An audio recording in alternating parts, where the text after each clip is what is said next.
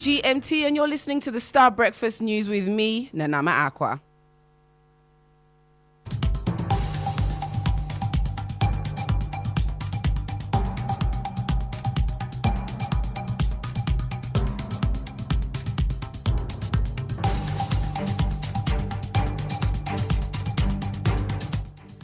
Coming up, President of Ghana Journalists Association Albert Kwabena demands immediate release of Democracy Hub protesters, describing their continuous detention as undemocratic.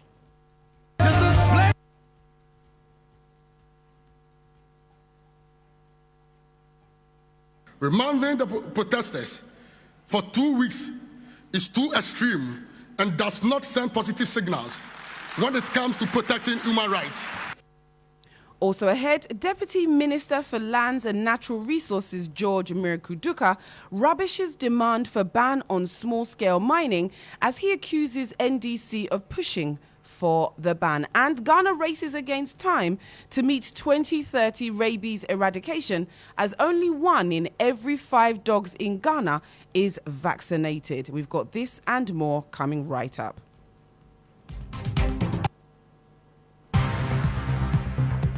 Star News is coming to you live on Ultimate 106.9 FM in Kumasi, Empire 102.7 FM in Takrady, Zeps 95.9 FM in Zebila, Nissim 100.1 FM in Lamshao, My Star Radio in the USA, also live on Facebook on Star 103.5 FM and on starfm.com.gh around the world. This is Star 103.5 FM. Star News. Informed, in depth, in touch. Thank you for tuning into the Star Breakfast News with me, Nanama Acquah. Now, President of the Ghana Journalists Association, the GJA, Albert Kwabena, has passionately appealed to government, the judiciary, and the Ghana Police Service to release the remanded protesters of the Democracy Hub group. Currently, 54 protesters are being held, with 9 in prison custody and the remaining in police custody. While condemning the excessive action that occurred during the process, President of the Ghana Journalists Association expressed strong disagreement with the decision to remand protesters for 2 weeks, labeling it as too extreme. He spoke at the 28th GJA Media Awards ceremony. I want to commend the Ghana Police Service for exhibiting a high level of professionalism and restraint during the recent 3-day protest against Galamsey by some citizens of this country.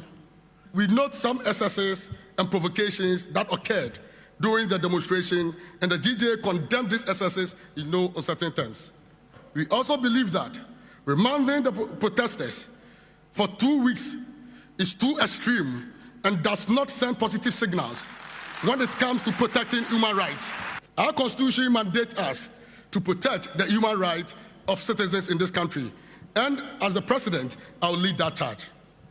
As a result, we add our voice to calls on the government, police, and the judiciary to take steps to release the protesters immediately. Still on the 28th GJA Media Awards ceremony, and the President, Acquah, has urged Ghanaian journalists to refrain from spreading misinformation that could compromise the integrity of the electoral process. The landscape of journalism is evolving, and so too must the profession. In this age of instant news, social media and citizen journalism, traditional media must adapt. But whilst the platforms may change, the values of journalism, truth, fairness, impartiality, objectivity must never be compromised. Ghanaian journalists have always been known for their tenacity and professionalism, and I have no doubt that you will continue to lead the way in this new era. However, I must emphasize that we cannot allow ourselves to be swept away by the tide of sensationalism or clickbait journalism.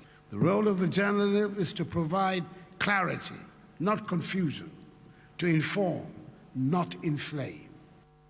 Now, the Deputy Minister for Lands and Natural Resources, George Miracle-Duka, has reiterated the governing MPP's commitment to opposing any ban on small-scale mining. He stressed that it is the opposition NDC that is advocating a ban on small-scale mining. Mr. Duka, who doubles as the party's coordinator in charge of mining communities, therefore urged electorates to refrain from voting for NDC in order to prevent it. NDC for Chishamphobia. Bencha Geshem, Bencha mining, and you go for the ATSC, Quaquaso, or NDC phone about Yazano.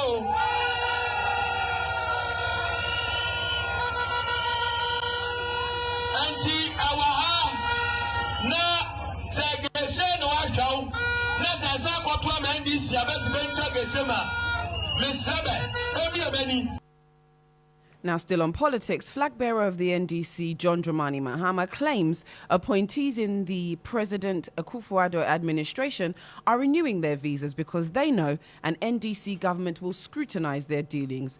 The former president, who was addressing party supporters, promised that past officials will be held accountable for their actions if the NDC returns to power.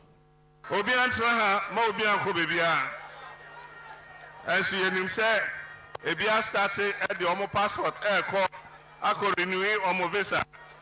Ebi say Omo name say NDC abayin ba na ye kasi ye hwehwe ni omamu a ebi Omo mu bi intimate na ha ombe dwane akọ. Ezu enso bebi ombe ko bia ye be san de Omo aba na Omo aba answer your questions. Now, consumers of water and electricity will from next month pay 3% and 1.86% more for electricity and water, respectively, following the latest tariff adjustment by PURC.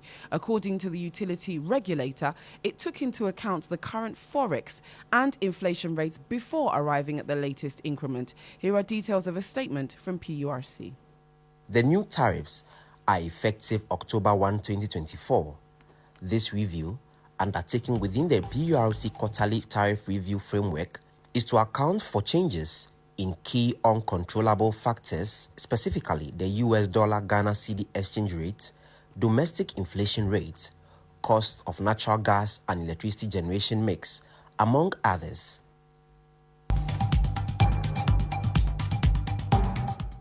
Well, that's what we have for the Star Breakfast News. My name is Nanama Acquah. Enjoy your beautiful Monday.